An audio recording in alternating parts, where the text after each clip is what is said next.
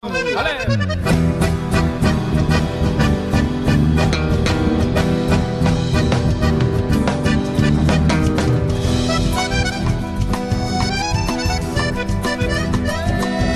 Un domingo más, muchas gracias, mi querido Paraguay.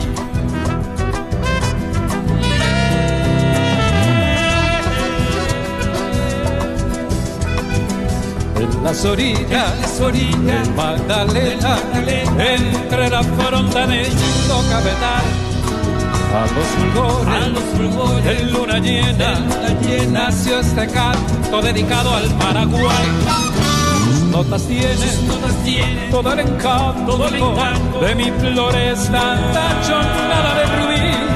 Por eso quiero dedicar a mis hermanos, al gran pueblo paraguayo donde aroma el agua y a su indomable corazón y a su bravura, y también a la hermosura de la reina guaraní.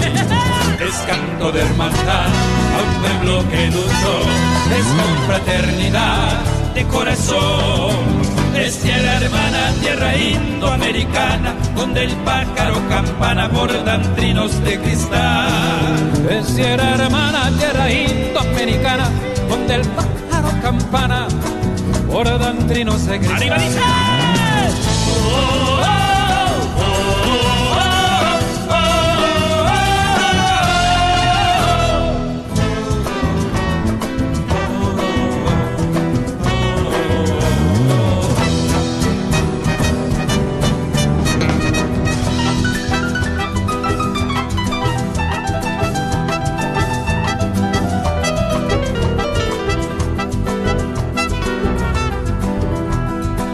Sus notas tienen todo el encanto de mi floresta tachonada de rubí. Por eso quiero dedicar a mis hermanos, al gran pueblo paraguayo donde aroma el agua y a su indomable corazón y a su bravura, y también a la hermosura de la reina guaraní.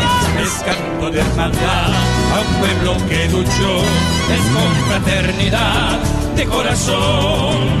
Es tierra hermana, tierra indoamericana, donde el pájaro campana bordan trinos de cristal.